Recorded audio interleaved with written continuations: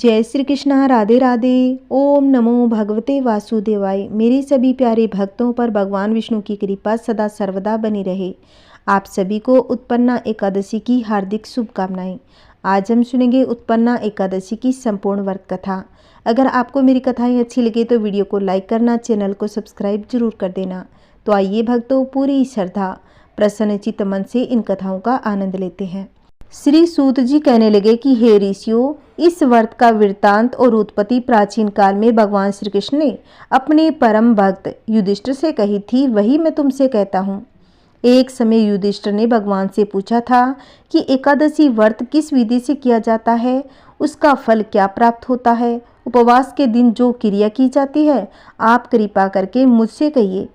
यह वचन सुनकर श्री कृष्ण जी कहने लगे, हे युधिष्ठिर, मैं तुमसे एकादशी के व्रत का महात्म्य कहता हूँ, सो सुनो। सर्वप्रथम हेमंत ऋतु में मार्गशीर्ष कृष्ण एकादशी से इस व्रत को प्रारंभ किया जाता है। दशमी को सायंकाल भोजन के बाद अच्छी प्रकार से दांतुन करे ताकि अन्न का दाना मुँह में न रह जाए। रात्रि को भोजन कदापि न करे, न अधिक बोले। एकादशी के दिन प्रातः 4 बजे उठकर सबसे पहले व्रत का संकल्प करें। इसके बाद शौच आदि से निवृत्त होकर शुद्ध जल से स्नान करें। व्रत करने वाला चोर, पाखंडी, परस्त्रीगामी, निंदक, मिथ्याभाषी तथा किसी भी प्रकार के पापी से बात न करे। स्नान के बाद धूप, दीप, नैवेद्य आदि 16 चीज़ों से भगवान का पूजन करें और रात को दीपदान करें। ये सभी सात्विक कर्म भक्ति पूर्वक करने चाहिए। रात्रि में जागरण करते हुए श्री हरि के नाम का जप करना चाहिए तथा किसी भी प्रकार के भोग विलास, स्त्री प्रसंग से सर्वदा दूर रहना चाहिए। हृदय में पवित्र एवं सात्विक विचारों को ही स्थान देना चाहिए। इस दिन श्रद्धा पूर्वक ब्राह्मणों को दान दक्षिणा देनी चाहिए। उनसे अपने पापों की क्षमा याचना करनी चाहिए। धार्मिक जनों को शुक्ल पक्ष, कृष्ण पक्ष की दोनों एकादशियों को एक समान समझना चाहिए। इसमें भेदभाव नहीं करना चाहिए। हे अर्जुन, जो फल वेद पाठी ब्राह्मणों को 1000 गोदान करने से प्राप्त होता है, उससे 10 गुना अधिक पुण्य एकादशी का व्रत करने से प्राप्त हो जाता है। 10 श्रेष्ठ ब्राह्मणों को भोजन कराने से जो पुण्य मिलता है, वह एकादशी के पुण्य के 10वें भाग के समान होता है।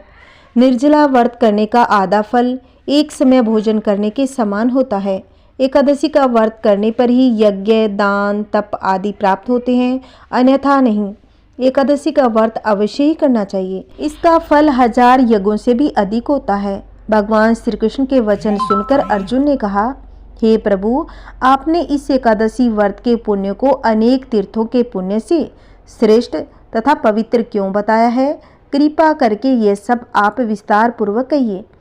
श्री कृष्ण जी बोले कि हे पार्थ, सतयुग में एक महाभयंकर दैत्य हुआ था। उसका नाम मूर था। उस दैत्य ने इंद्र आदि देवताओं पर विजय प्राप्त कर उन्हें उनके पद से हटा दिया। इंद्र ने भगवान शंकर से प्रार्थना की कि हे भोलेनाथ, हम सब देवता मूर दैत्य के अत्याचारों से दुखी होकर मृत्यु लोक में अपना जीवन व्यतीत कर रहे हैं। राक्षसों के भय से हम बहुत दुख और कष्ट भोग रहे हैं। मैं स्वयं बहुत दुखी और भयभीत हूँ, अन्य देवताओं की तो बात ही क्या है। हे कैलाशपति, कृपा कर आप मूर दैत्य के अत्याचार से रक्षा का उपाय बताइए। देवराज की प्रार्थना सुनकर शंकर जी ने कहा कि हे देवेंद्र, आप भगवान श्री हरि के पास जाइए। मधु केटभ का संहार करने वाले भगवान विष्णु देवताओं की अवश्य ही इस भय से मुक्ति कराएंगे। महादेव जी के आदेश अनुसार इंद्र तथा अन्य देवता क्षीर सागर गए, जहाँ पर भगवान श्री हरि शेष शय्या पर विराजमान थे। इंद्र सहित सभी देवताओं ने भगवान विष्णु के समक्ष उपस्थित होकर उनकी स्तुति की। हे तीनों लोकों के स्वामी, आप स्तुति करने योग्य हैं। हम सभी देवताओं का आपको कोटि कोटि प्रणाम है। हे दैत्यों के संहारक, हम आपकी शरण में हैं, आप हमारी रक्षा करें। हे त्रिलोकपति, हम सभी देवता दैत्यों के अत्याचारों से भयभीत होकर आपकी शरण में आए हैं। इस समय दैत्यों ने हमें स्वर्ग से निकाल दिया है और हम सभी देवता बड़ी ही दयनीय स्थिति में मृत्यु लोक में विचरण कर रहे हैं।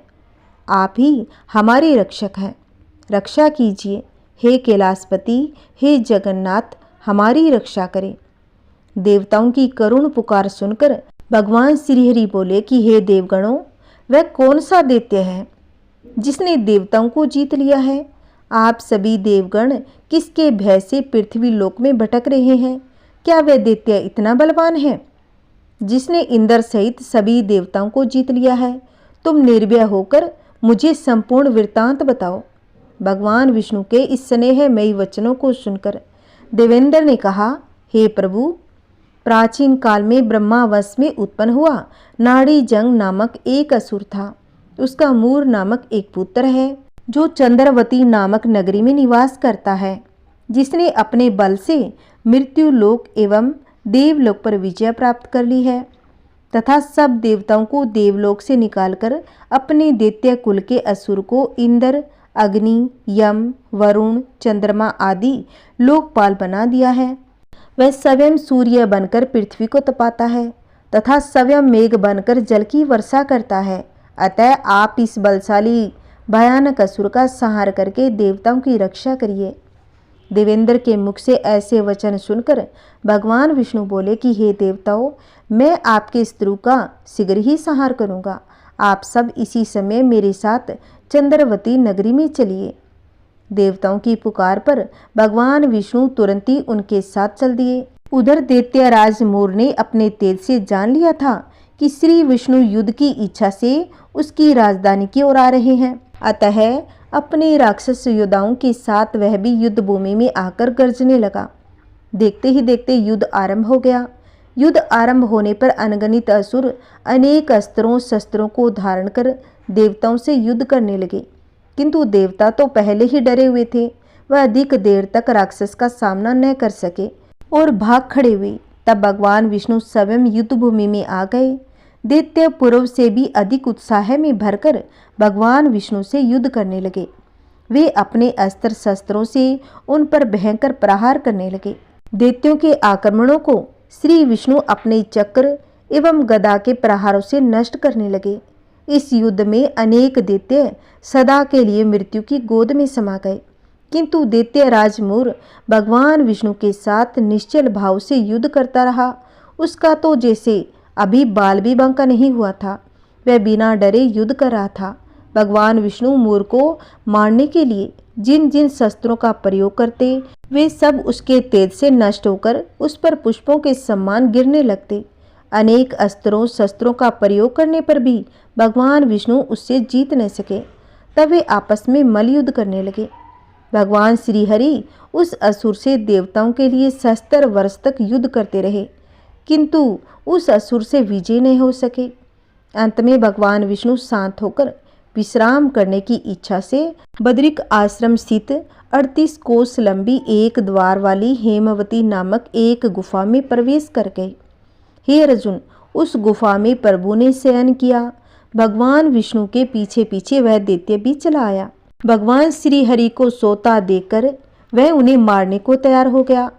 वह सोच रहा था, मैं आज अपने चिर शत्रु का अंत करके सदा सर्वदा के लिए निष्कंटक हो जाऊंगा। परंतु उसकी यह इच्छा पूर्ण न हो सकी, क्योंकि उसी समय भगवान विष्णु की देह से दिव्य वस्त्र धारण किए हुए एक अत्यंत मोहिनी कन्या उत्पन्न हो गई और राक्षस को ललकार कर उससे युद्ध करने लगी।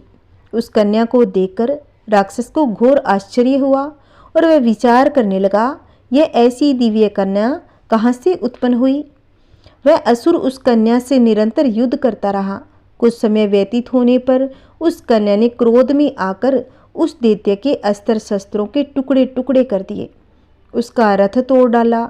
अब तो उस दैत्य को बड़ा ही क्रोध आ गया। वह सारी मर्यादाएं भंग करके उस कन्या से मल्लयुद्ध करने लगा।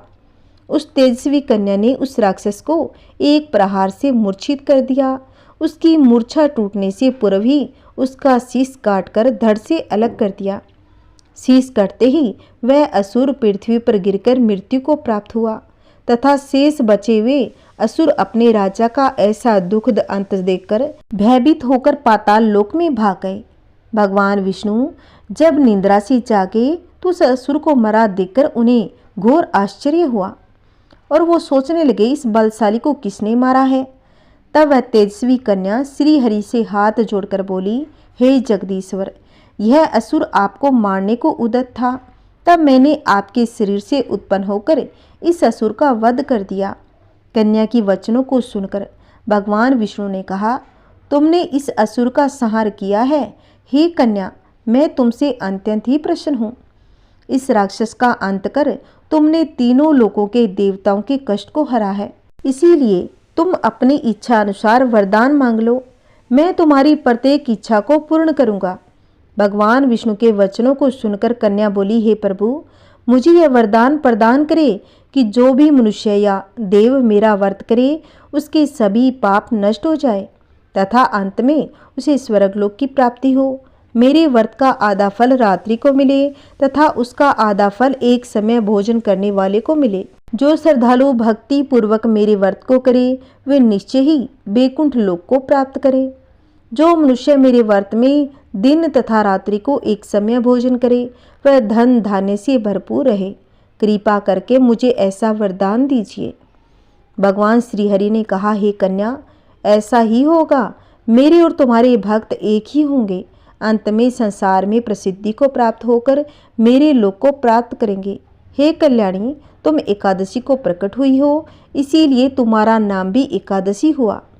क्योंकि तुम मेरे अंश से उत्पन्न हुई हो, इसीलिए संसार में तुम उत्पन्ना एकादशी के नाम से विख्यात होगी।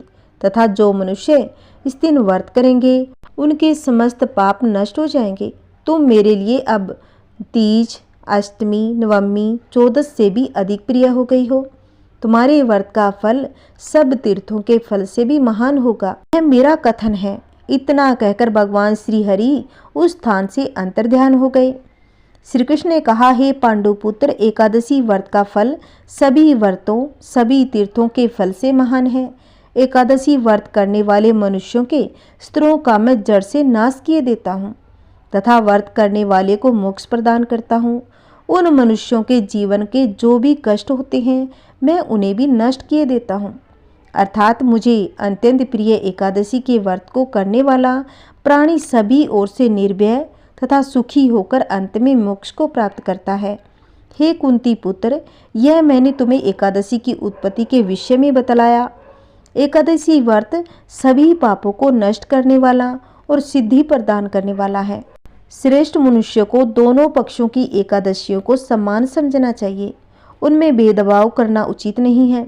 जो मनुष्य एकादशी महात्म्य का श्रवण एवं पठन करेंगे उन्हें अश्वमेध यज्ञ के समान फल की प्राप्ति होगी। कथा का सारांश यही है, एकादशी भगवान विष्णु की साक्षात शक्ति है। जिस शक्ति ने उस मूर नामक असुर का वध किया है, जिसे भगवान भी पराजित करने में असमर्थ थे, उस शक्ति के समक्ष मनुष्य के पाप रूपी असुर भला कैसे टिक सकते हैं। जिस शक्ति ने देवताओं के कष्ट को हरकर उन्हें सुख प्रदान किया, वह प्राणी मात्र को क्या नहीं प्रदान कर सकती। बोलिए श्री कृष्ण भगवान की जय। आइए अब सुनते हैं सभी मनोकामनाओं की पूर्ति करने वाली एक पावन कथा। भगवान श्री कृष्ण के भक्त थे कुंभन दास जी, गोवर्धन की तलहटी में रहते थे। एक समय की बात है, भक्त कुंभन दास जी भगवान श्रीनाथ जी के पास गए और जाकर देखा कि श्रीनाथ जी अपना मुँह लटकाए बैठे थे। कुंभन दास जी बोले कि प्रभु क्या हुआ, मुँह फुलाए क्यों बैठे हो। श्रीनाथ जी बोले कि क्या बताऊं कुंभन, आज माखन खाने का मन है। कुंभन दास जी बोले कि बताओ प्रभु क्या करना चाहिए, माखन कहाँ से लाएं। श्रीनाथ जी बोले कि देख कुंभन, एक गोपी है जो रोज मेरे दर्शन करने आती है। वो दर्शन करने आती है तो मुझे कहती है कि प्रभु मुझे अपनी गोपी बना लो, चलो आज उसी के घर चलते हैं। कुंभन दास जी बोले कि प्रभु अगर किसी ने देख लिया तो। श्रीनाथ जी बोले, अरे कौन देखेगा, आज तो उनके घर में शादी है, सब बारात में गए हैं, घर पर सब गोपी ही गोपी है। हम तो चुपके से जाएंगे, चुपके से माखन लेके आ जाएंगे, किसी को पता भी नहीं चलेगा। कुंभन दास जी बोले कि ठीक है प्रभु, मैं तो हूँ बूढ़ा, तुम हट्टे कट्टे, कोई बात हो गई तो आप छोड़ के मत भागाना। श्रीनाथ जी बोले कि ठीक है, साथ साथ भागेंगे, कोई गोपी आ गई तो, नहीं तो माखन खा के चुपचाप भागाएंगे। अब श्रीनाथ जी और कुंभन दास जी दोनों गोपी के घर जाने के लिए निकल पड़े और चुपके से घर के बगल से एक छोटी सी दीवार से होकर जाने की योजना बना ली। अब श्रीनाथ जी बोले कि कुंभन तुम तो लंबे हो, पहले मुझे दीवार पर चढ़ाओ। कुंभन दास जी बोले, ठीक है प्रभु। कुंभन दास जी ने प्रभु को ऊपर चढ़ा दिया और प्रभु ने कुंभन दास जी को और दोनों गोपी के घर में घुसकर माखन खाने लगे। प्रभु खा ही रहे थे और कुंभन दास जी को भी खिला रहे थे। अब कुंभन दास जी की मूंछों पर, मुंह पर माखन लग गया। अचानक से श्रीनाथ जी को एक बूढ़ी मैया एक खाट पर सोती हुई नजर आ गई, जिसकी आंख खुली सी लग रही थी।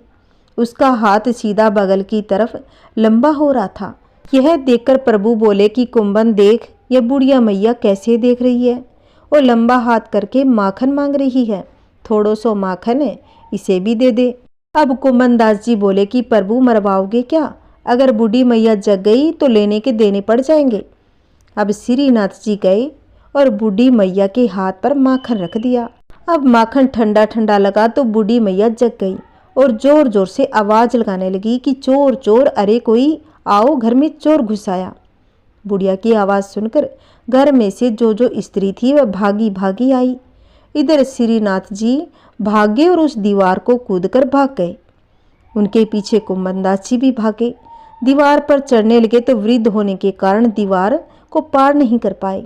आधे चढ़े ही थे कि एक गोपी ने पकड़कर खींच लिया और अंधेरे के कारण उनकी पिटाई कर दी। जब वे उजाला करके आए तो देखा कुंभन दास जी है, तो वे सभी अचंभित हो गई, क्योंकि कुंभन दास जी को सब जानते थे, यह तो बाबा सिद्ध है। गोपी बोली, बाबा तुम घर में रात में घुस के क्या कर रहे थे और ये क्या माखन तेरे मुंह पर लगा है? क्या माखन खाया? बाबा तुम कह देते तो तुम्हारे पास ही आकर पहुंचा देते, इतना कष्ट करने की क्या जरूरत थी? अब बाबा तो चुपचाप सुन रहे थे, बोले भी तो क्या बोले। गोपी बोली, बाबा एक शंका है, तुम अकेले तो नहीं आई, क्योंकि इस दीवार को पार तुम अकेले नहीं कर सकते। कुंभन दास जी, अरे गोपी क्या बताऊं, श्रीनाथ जी के मन में तेरे घर का माखन खाने का हो रहा था। प्रतिदिन तो कहती है कि प्रभु मुझे गोपी बना ले, सो आज गोपी बना के खुद तो भाग गए और मुझे पिटवा दिया। गोपी बड़ी ही प्रसन्न हुई, आज तो मेरे भाग जग गए। सकल दृष्टि को पलते देखा, उनको गोकुल के गोरस पर 100 बार मचलते देखा। बोलिए श्री राधा रानी की जय, बोलिए श्री कृष्ण भगवान की जय। ओम नमः शिवाय। हर हर महादेव। आइए भक्तों, एकादशी व्रत के दिन एकादशी माता की कथा तो अवश्य ही सुननी चाहिए। एकादशी माता की कथा सुने बिना व्रत का पूर्ण फल नहीं मिलता। तो आइए भक्तों, अब हम सुनेंगे एकादशी माता की कहानी। एक बार की बात है, एक राज्य में एक राजा रहा करता था। राजा बहुत ही बुद्धिमान और बलशाली था। राजा सदैव अपनी प्रजा का बहुत अच्छे से ध्यान रखता था। प्रजा भी अपने राजा को बहुत ही पसंद करती। राजा की 2 बेटियां थीं। राजा अपनी दोनों बेटियों से बहुत ही प्यार करता था। राजा की छोटी बेटी देखने में बहुत ही सुंदर और आकर्षण थी। राजा की बड़ी बेटी छोटी बेटी के मुकाबले थोड़ा कम सुंदर थी। राजा की छोटी बेटी ग्यारस माता की पूजा किया करती। सभी लोग राजा की छोटी बेटी को बहुत ही प्यार करते थे। राजा भी अपनी छोटी बेटी को बड़ी बेटी के मुकाबले ज़्यादा प्यार करता, जिस कारण राजा की बड़ी बेटी को अपनी छोटी बहन से नफरत होने लगी। राजा की दोनों बेटियां जब बड़ी हो गई, तब एक पड़ोस राज्य में रहने वाला राजकुमार राजा की बड़ी बेटी के लिए रिश्ता लेकर आया। लेकिन जैसे ही उस राजकुमार की नज़र छोटी बेटी पर पड़ी, वह राजकुमार राजा की छोटी बेटी पर आकर्षित हो गया। उससे पहली नज़र में प्रेम कर बैठा।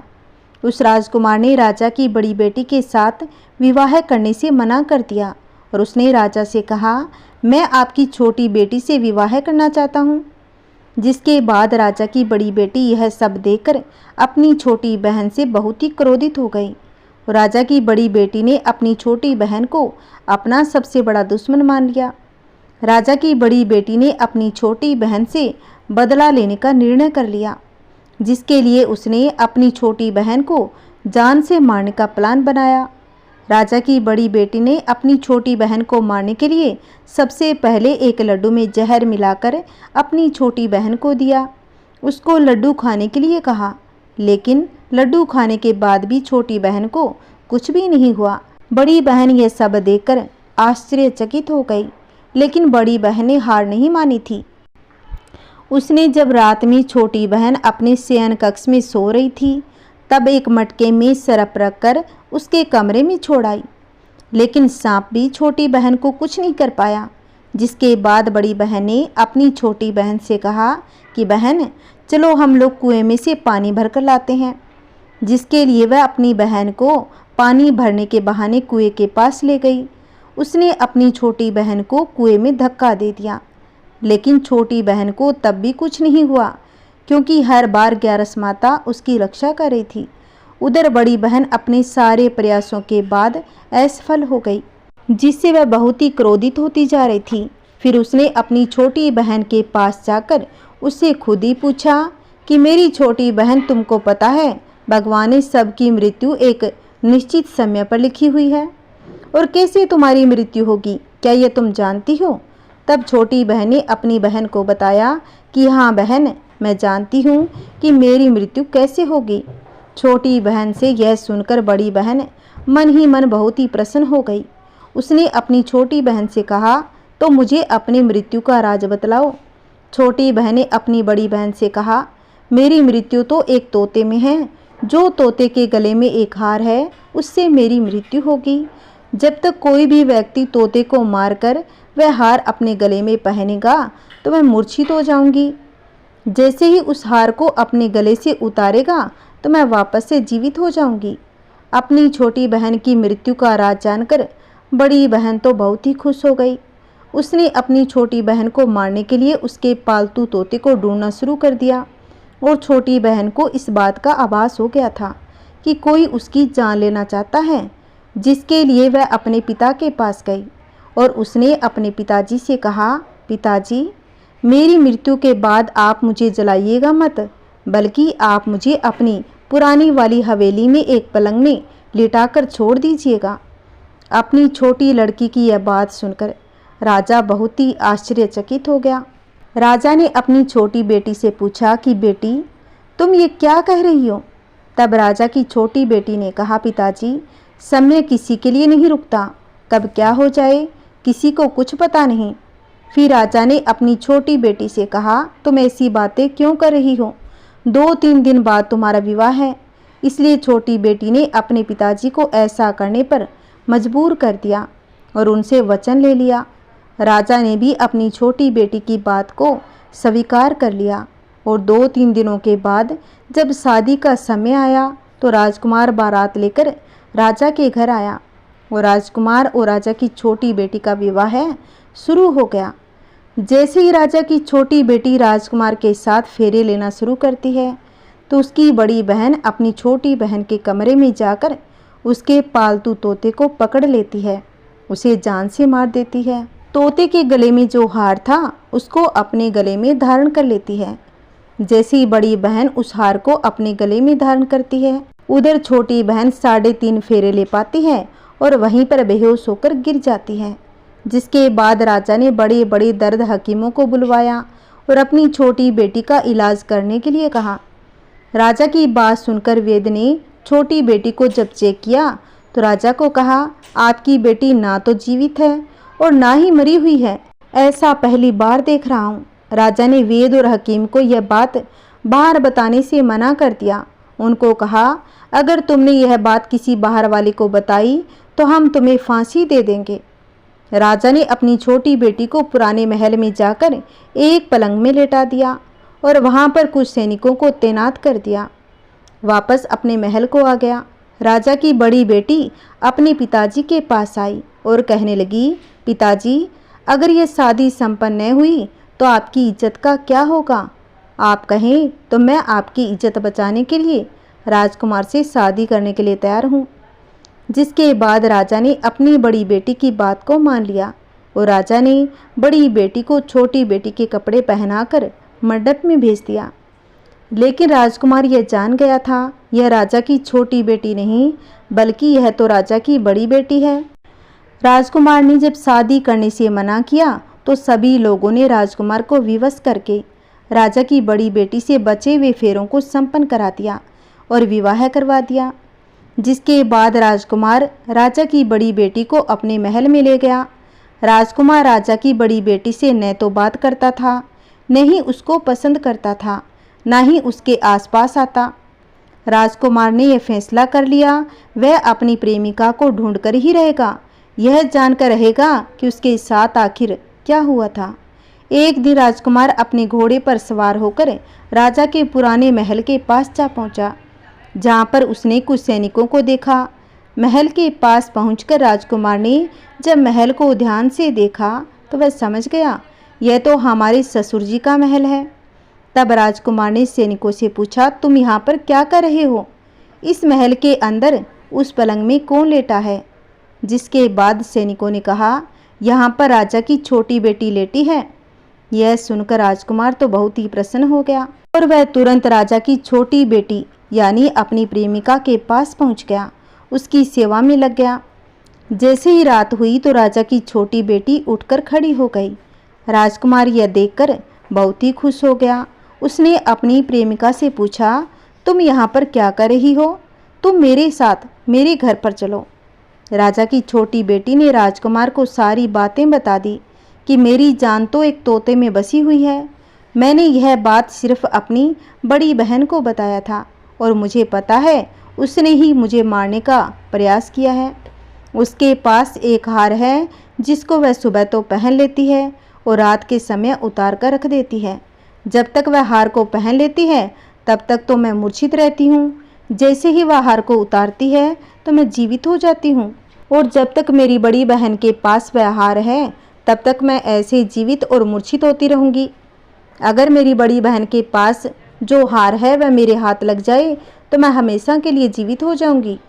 राजकुमार यह बात सुनकर राजा की छोटी बेटी के पास रहने का निर्णय कर लेता है और उसने अपने बचे हुए सारे फेरे उस पलंग में लेटी राजकुमार की छोटी बेटी के साथ लिए और अपना विवाह पूर्ण कर लिया और वहीं पर ही रहने लगा। देखते ही देखते कुछ समय में राजा की छोटी बेटी और राजकुमार की पत्नी पेट से हो गई। एक दिन राजकुमार को किसी काम से बाहर जाना पड़ा। तब छोटी बहन के पेट में बहुत तेज से दर्द होने लगा, जिसके बाद उसने ग्यारस माता का आह्वान किया। जिसके बाद वहां पर ग्यारस माता प्रकट हो गई और उन्होंने अपने भक्तों के दर्द को दूर किया और एक पुत्र की प्राप्ति करवाई। वहीं पर अचानक से राजकुमार भी आ गया। राजकुमार ने ग्यारस माता को देखा तो वह आश्चर्यचकित हो गया। उसने तुरंत माता को प्रणाम किया और ग्यारस माता ने राजकुमार से कहा, जब यह बालक 5 वर्ष का हो जाए तुम अपनी पत्नी का हार लाकर इसके गले में डाल देना। देखते ही देखते राजकुमार और राजा की छोटी बेटी का पुत्र 5 साल का हो गया। तो राजकुमार अपने बेटे से कहने लगा कि बेटा, मैं कुछ काम से बाहर जा रहा हूँ, तुम अपनी माता का ध्यान रखना, और वहाँ से चला जाता है। राजा को बाहर निकलता देखकर बड़ी बहन के सैनिक देख लेते हैं और बड़ी बहन को जाकर सारी बातें बता देते हैं। जिसके बाद बड़ी बहन अपनी छोटी बहन के पुत्र को वहां से उठवा लेती है। पहला टुकड़ा चक्की के पास छुपा दिया, दूसरा टुकड़ा अपनी पलंग के नीचे रख लेती है। अब ग्यारस माता भिखारी का रूप लेकर आती है और एक भिखारी का रूप रखकर बड़ी बहन के पास आती है। जिसके बाद वहां पर भिक्षा मांगने लगती है। बड़ी बहन अपने नौकरों से कहती है कि जाकर भिक्षा दे दो, लेकिन जैसे ही नौकर ग्यारस माता को भिक्षा देने के लिए आते हैं तो माता उन्हें मना कर देती है और कहती है कि मैं तुम्हारी महारानी से भिक्षा लूँगी। जिसके बाद बड़ी बहन स्वयं ही भिक्षा देने के लिए माता के पास आई। तब माता एक बिल्ली का रूप लेकर उसके कमरे में चली जाती है और वहां पर छोटी बेटी के पुत्र के 2 टुकड़ों को आपस में जोड़ देती है, उसे जीवित कर देती है और उसे वहां से ले जाती है। राजकुमार अपने बेटे को लेकर अपनी पत्नी के पास जाता है और उसे कहता है, तुम इसका ध्यान रखना, अगर तुम इस बच्चे का अच्छे से ध्यान रखोगी तो मैं तुमसे बात करूँगा। एक दिन राजकुमार अपने बच्चे से कहता है, तुम मम्मी के उनके गले का हार मांग लो। जिसके बाद राजकुमार का लड़का अपनी मम्मी के पास गया और कहने लगता है कि मम्मी, मुझे तुम्हारे गले का हार चाहिए जो तुमने पहन रखा है। यह सुनकर पहले तो बड़ी बहन बहुत ही क्रोधित होती है, पर उसको याद आता है कि राजकुमार ने कहा था अगर मैं इस बच्चे का अच्छे से ध्यान रखूंगी तो वह मुझसे बात करेंगे। जिसके कारण वह हार को उस बच्चे को दे देती है। वह तुरंत हार को ले जाकर अपने पिता को दे देता है और तभी राजकुमार अपने बेटे को लेकर वहां से जाने लगता है और अपनी पत्नी से कहता है, तुम हमारे लिए खाना बनाकर रखना, मैं शाम को आकर तुम्हारे साथ खाऊंगा। वह अपने बेटे को लेकर वहां से चला जाता है। जिसके बाद वह राजा के पास गया और उनको सारी बातें बता दी। राजा अपनी बड़ी बेटी की यह करतूत सुनकर बहुत ही क्रोधित होते हैं और अपनी परवरिश पर दोष देने लगते हैं। राजकुमार को अपनी छोटी बेटी के साथ रहने का आदेश देते हैं। गणेश भगवान की कहानी। एक बार गणेश जी ने पृथ्वी के मनुष्य की परीक्षा लेने का विचार किया। वे अपना रूप बदलकर पृथ्वी पर भ्रमण करने लगे। उन्होंने एक बालक का रूप बना लिया। एक हाथ में एक चम्मच में दूध लिया, दूसरे हाथ में एक चुटकी में चावल लिया और गली गली घूमने लगे। साथ ही साथ आवाज़ लगाते चले गए, कोई मेरे लिए खीर बना दो, कोई मेरे लिए खीर बना दो। कोई भी उन पर ध्यान नहीं दे रहा था, बल्कि लोग उन पर हंस रहे थे। वे लगातार एक गांव के बाद दूसरे गांव में इसी तरह चक्कर लगाते हुए पुकार लगा रहे थे, पर कोई भी खीर बनाने के लिए तैयार नहीं था। सुबह से शाम हो गई। गणेश जी लगातार घूम रहे थे। एक बुढ़िया थी जो शाम के समय अपनी झोंपड़ी के बाहर बैठी हुई थी। तभी गणेश जी वहाँ से पुकारते हुए निकले, कोई मेरे लिए खीर बना दो, कोई मेरे लिए खीर बना दो। बुढ़िया बहुत ही कोमल हृदय वाली स्त्री थी। उसने कहा, बेटा ला, मैं तेरी खीर बना देती हूँ। अब बुढ़िया माई छोटा सा बर्तन चूल्हे पर चढ़ाने लगी। तब गणेश जी ने कहा कि माई, छोटे से भगोने से मत चढ़ाओ, तुम्हारे घर में जो सबसे बड़ा बर्तन है वही चूल्हे पर चढ़ा दो। बुढ़िया ने बच्चे का मन रखने के लिए घर का सबसे बड़ा बर्तन चूल्हे पर रख दिया। वह देखती रह गई। वह जो थोड़े से चावल उस बड़े बर्तन में डाले तो वह पूरा भर गया। गणेश जी ने कहा कि माई, मैं नहा कर आता हूँ, इतने में तुम खीर बनाओ, मैं आकर खा लूँगा। अब जैसे ही खीर तैयार हुई तो बुढ़िया के पोते पोती खीर खाने के लिए रोने लगे। बुढ़िया ने कहा, गणेश जी तेरे भोग लगाना, कहकर चूल्हे में थोड़ी सी खीर डाली और कटोरी भरकर बच्चों को दे दी। बुढ़िया की पड़ोसन ऊपर से देख रही थी, तो बुढ़िया ने सोचा यह चुगली कर देगी, तो एक कटोरी भरकर उसे भी दे दी। बेटे की बहू ने चुपके से एक कटोरी खीर खाई और कटोरा चक्की के नीचे छुपा दिया। अब गणेश जी नहा कर आए तो बुढ़िया को भी भूख लगी थी। वह भी एक कटोरी खीर भरकर किवाड़ के पीछे बैठकर एक बार कहा कि गणेश जी आपके भोग लगे, कहकर खाना शुरू कर दिया। तभी गणेश जी वहाँ पर आ गए। बुढ़िया ने कहा, आजा रे गणेश जी, खीर खा ले। तो मैं तो तेरी राहें देख रही थी। गणेश जी ने कहा कि माई, मैंने तो खीर पहले ही खा ली थी। बुढ़िया ने कहा, कब खाई? गणेश जी ने कहा, जब तेरे पोते पोती ने खाई तब खाई थी, जब तेरी पड़ोसन ने खाई तब खाई थी, जब तेरी बहू ने खाई तब खाई थी। अब तूने खाई तो मेरा पेट तो पूरा भर गया। अब बुढ़िया ने कहा, बेटा सारी बात तो सही है, पर बहू बेचारी का तो नाम मत लो, वह सुबह से काम में लगी हुई है। उसने फिर कब खाई? गणेश जी ने कहा कि चाकी के नीचे जूठा कटोरा पड़ा है, तूने तो मेरे भोग तो लगाया, वह तो वैसे ही खा गई। बुढ़िया ने कहा, बेटा घर की बात है, घर में ही रहने दो। अब बताओ बची हुई खीर का मैं क्या करूं? गणेश जी ने कहा, पूरी नगरी को जिमा दो। अब बुढ़िया ने पूरी नगरी जिमा दी, फिर भी बर्तन पूरा भरा रहा। अब राजा को पता लगा कि बुढ़िया के पास ऐसा बर्तन है जो सबको जिमाने के बाद भी खाली नहीं होता। बुढ़िया को महल में बुलवाया और कहा, क्यों रे बुढ़िया, ऐसा बर्तन तेरे घर पर कहाँ से आया? हमारे घर पर होना चाहिए। बुढ़िया ने कहा, राजा जी आप ले लो। राजा जी ने खीर का बर्तन महल में मंगवा लिया। अब राजा जी ने जैसे ही महल में मंगवाया तो उस खीर में कीड़े मकोड़े बिच्छू दुर्गंध आने लगी। यह देखकर राजा जी ने बुढ़िया से कहा, बुढ़िया बर्तन वापस ले जा, तुझे हमने दिया। बुढ़िया ने कहा, राजा जी आप देते तो पहले कभी ही दे सकते थे, यह बर्तन तो मुझे भगवान गणेश ने दिया है। जैसे ही खीर का बर्तन बुढ़िया ने पकड़ा वैसी वह खीर सुगंधित हो गई। अब घर आकर बुढ़िया ने गणेश जी से कहा कि गणेश बची हुई खीर का मैं क्या करूं? गणेश जी ने कहा कि झोंपड़ी के कोने में गड्ढा खोदकर गाड़ दो, उसी जगह सुबह उठकर वापस खोदेगी तो धन के 2 चरे मिलेंगे। ऐसा कहकर गणेश जी अंतर ध्यान हो गए। जाते समय झोंपड़ी के लात मारते हुए गए तो झोंपड़ी के स्थान पर एक सुंदर बड़ा सा महल बन गया। अब सुबह बहू उठी तो फावड़ा लेकर पूरे घर को खोद डाला, पर कुछ भी नहीं मिला। बहू ने कहा, सासू माँ जी तुम्हारो गणेश तो झूठो है।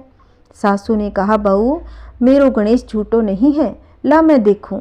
वह सुई लेकर खोदने लगी तो टन टन करते 2 धन के चरे निकल पड़े। बहू ने कहा, सासू जी, गणेश जी तो सच्चो है। सास ने कहा, गणेश जी तो भावनाओं को भूको है। हे गणेश जी महाराज, जैसे आपने बुढ़िया को दिया वैसा सबको देना। कहानी कहते कहानी सुनते हुंकार भरते सबके घर में सुख शांति बनाए रखना, धन के भंडार भरना। बोलिए गणेश भगवान की जय। ये सुनते हैं तुलसी माता की कहानी। सावर्णी मुनि की पुत्री तुलसी अपूर्व सुंदरी थी। उनकी इच्छा थी कि उनका विवाह भगवान नारायण के साथ हो। इसके लिए उन्होंने नारायण पर्वत की घाटी में स्थित बद्री वन में घोर तपस्या की थी। दीर्घ काल तक तपस्या के उपरांत ब्रह्मा जी ने प्रसन्न होकर दर्शन दिया और वर मांगने को कहा। तुलसी ने कहा, सृष्टिकर्ता ब्रह्मादेव, आप अंतर्यामी हैं, सबके मन की बात को जानते हैं। फिर भी मैं अपनी इच्छा बताती हूँ। मैं चाहती हूँ कि भगवान श्री नारायण मुझे पति के रूप में मिले। ब्रह्मा ने कहा, तुम्हारा अभिष्ट तुम्हें अवश्य मिलेगा। अपने पूर्व जन्म में किसी अपराध के कारण तुम्हें श्राप मिला है। इसी प्रकार भगवान श्री नारायण के एक पार्षद को भी दानव कुल में जन्म लेने का श्राप मिला है। दानव कुल में जन्म लेने के बाद भी उसमें नारायण का अंश विद्यमान रहेगा। इसीलिए इस जन्म में पूर्व जन्म के पाप के शमन के लिए संपूर्ण नारायण तो नहीं, परंतु नारायण के अंश से युक्त दानव कुल में जन्मे उस श्रापग्रस्त पार्षद से तुम्हारा विवाह होगा। श्राप मुक्त होने पर भगवान श्री नारायण सदा सर्वदा के लिए तुम्हारे पति हो जाएंगे। तुलसी ने ब्रह्मा के इस वरदान को स्वीकार किया, क्योंकि मानव कुल में जन्म के कारण उसे मायावी भोग तो भोगना ही होगा। तुलसी बद्रीवन में ही रहने लगी। नारायण का वह पार्षद दानव कुल में शंखचूड़ के नाम से पैदा हुआ था। कुछ ही दिनों के बाद वह भ्रमण करता हुआ बद्रीवन में आ गया। यहाँ तुलसी को देखते ही वह उस पर मुग्ध हो गया। तुलसी के सामने उसने अपने साथ विवाह का प्रस्ताव रखा। इतने में ही वहाँ ब्रह्मा जी आ गए और तुलसी से कहा, तुलसी, शंखचूड़ को देखो, कैसा देव उपम इसका स्वरूप है। दानव कुल में जन्म लेने के बाद भी लगता है जैसे इसके शरीर में नारायण का वास हो। तुम प्रस्ताव को शीघ्र ही स्वीकार कर लो। तुलसी को भी लगा कि उसकी तपस्या पूर्ण हो गई, उसे इच्छित फल मिला है। शंखचूड़ के साथ उसका गंधर्व विवाह हो गया। वह शंखचूड़ के साथ उसके महल में पत्नी बनकर आ गई। शंखचूड़ ने अपनी परम सुंदरी सती साध्वी पत्नी तुलसी के साथ बहुत दिनों तक राज्य किया। उसने अपने राज्य का इतना विस्तार किया कि देवलोक तक उसके अधिकार में आ गया। स्वर्ग का सुख भोगने वाले देवताओं की दशा भिखारियों जैसी हो गई। शंखचूड़ किसी को कष्ट नहीं देता था, पर अधिकार और राज्य छिन जाने से सारे देवता मिलकर ब्रह्मा विष्णु शिव की सभा में गए तथा अपनी विपत्ति सुनाई। ब्रह्मा जी ने कहा, तुलसी परम साध्वी है, उसका विवाह शंखचूड़ से मैंने ही कराया था। शंखचूड़ को तब तक नहीं हराया मारा जा सकता जब तक तुलसी को छला न जाए। विष्णु ने कहा, शंखचूड़ पूर्व जन्म में मेरा पार्षद था। श्राप के कारण उसे दैत्य कुल में जन्म लेना पड़ा। इस जन्म में भी मेरा अंश उसमें व्याप्त है। साथ ही तुलसी के पति व्रत धर्म से वह अजय है। फिर देवताओं की सहमति से भगवान शिव ने शंखचूड़ के पास संदेश भेजा, या तो वह देवताओं का राज्य लौटा दे या फिर उनसे युद्ध करे। शंखचूड़ शंकर के पास पहुंचा। उसने कहा कि हे देवादिदेव, आपके लिए देवताओं का पक्ष लेना उचित नहीं है। राज्य बढ़ाना हर राजा का कर्तव्य है। मैं किसी को दुखी नहीं कर रहा हूँ। देवताओं से कहिए वे मेरी प्रजा होकर रहे। मैंने आपका भी कोई अपकार नहीं किया है। आपका और हमारा युद्ध शोभा नहीं देता। अगर आप हार गए तो बड़ी लज्जा की बात होगी। अगर मैं हार गया तो आपकी कीर्ति बहुत अधिक नहीं बढ़ेगी। भगवान शंकर हंसने लगे। वे तो सब रहस्य को जानते थे। तुलसी और शंखचूड़ के पूर्व जन्म के शाप की अवधि लगभग पूरी हो चुकी थी। बोले, इसमें कीर्ति लज्जा की कोई बात नहीं। तुम देवों का राज्य लौटाकर उनके पद पर प्रतिष्ठित होने दो। युद्ध से बचने का यही एक उपाय है। शंखचूड़ ने कहा, मैंने युद्ध के बल से देवलोक जीता था। कोई उसे युद्ध के द्वारा ही वापस ले सकता है। यह मेरा अंतिम उत्तर है। मैं जा रहा हूँ। यह कहकर शंखचूड़ चला गया।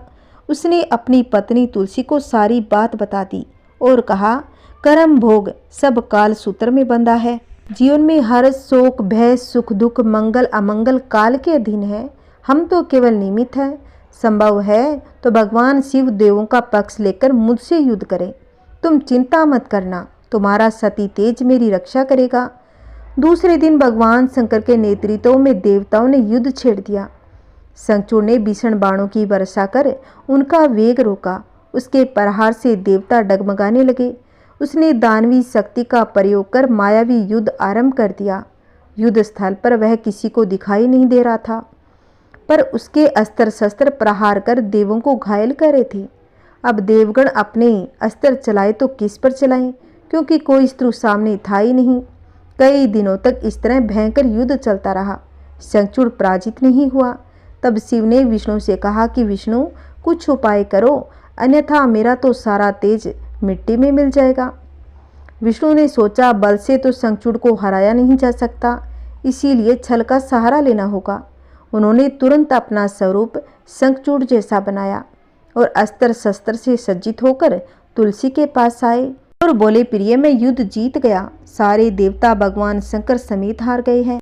इस खुशी में आओ मैं तुम्हें अंग से लगा लूं। पति को प्रत्यक्ष खड़ा देख तथा विजय का समाचार सुनकर वह दौड़कर मायावी शंखचूड़ के गले लिपट गई। इस प्रकार पति पत्नी दोनों ने आलिंगन हो खूब खुशी मनाई। पर पुरुष के साथ इस प्रकार के व्यवहार से उसका सती तेज नष्ट हो गया। उसका सती तेज जो शंखचूड़ की कवच के रूप में रक्षा कर रहा था, वह कवच नष्ट हो गया। शंखचूड़ शक्तिहीन हो गया। यह जानते ही भगवान शंकर ने अपने त्रिशूल से प्रहार किया। त्रिशूल के लगते ही शंखचूड़ जलकर भस्म हो गया। शंखचूड़ के मरने को जानकर विष्णु अपने असली रूप में आ गए। सामने अपने पति शंखचूड़ के स्थान पर भगवान विष्णु को खड़ा देखा तो तुलसी बहुत ही दुखी हो गई। उसको पता लग गया कि स्वयं नारायण ने उसके साथ छल किया है। क्रोध में आकर उसने श्राप दिया, एक सती स्त्री का अस्तित्व भंग करने के अपराध में तुम हृदयहीन पत्थर हो जाओ। विष्णु ने तुलसी के श्राप को सिरोधार्य कर कहा कि देवी, तुम्हारे तथा शंखचूड़ के कल्याण के लिए मुझे ऐसा करना पड़ा। तुम दोनों को श्राप मुक्त करना था। तुम भी अब शरीर त्याग कर तुलसी बिरवा के रूप में जन्म लोगी और मेरी पूजा तुलसी दल से होगी। मैं शालिग्राम पत्थर बनूंगा। मेरे शीश पर तुम आदर से विराजमान हो जाओगी। तुम्हारे पति की हड्डियों से चूर्ण में शंख की उत्पत्ति होगी। उस शंख ध्वनि से देवताओं तथा मेरी पूजा आराधना होगी। जहाँ शंख ध्वनि होगी वहाँ मंगल में मैं विराजमान रहूँगा। तुमने पूर्व जन्म में बद्री वन में मुझे पाने के लिए बड़ी तपस्या की थी। अब अगले जन्म में नारायण पत्थर के रूप में बद्रीनाथ वन में स्थापित होऊंगा और मेरी पूजा अर्चना फल फूल से न होकर तुम्हारे तुलसी दल से होगी। मेरे शीश पर विराजमान होकर तुम मुझसे भी ऊंचा पद प्राप्त कर लोगी। बोलिए तुलसी माता की जय हो। ये अब सुनते हैं तुलसी माता की। ओम जय एकादशी माता, मैया जय एकादशी माता। विष्णु पूजा व्रत को धारण करे, विष्णु पूजा व्रत को धारण करे, शक्ति मुक्ति पाता। ओम जय एकादशी माता। तेरे नाम गिनाऊं देवी, भक्ति प्रदान करनी, मैया भक्ति प्रदान करनी।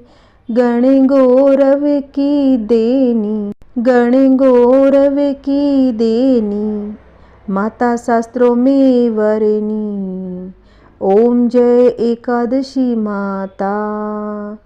मार्गशीर्ष के कृष्ण पक्ष की उत्पन्न विश्वतारिणी जनी, मैया उत्पन्न विश्वतारिणी जनी। शुक्ल पक्ष में हुई मोक्षदा, मुक्तिदाता बन आई। ओम जय एकादशी माता। पौष के कृष्ण पक्ष की सफला नामक है, मैया सफला नामक है।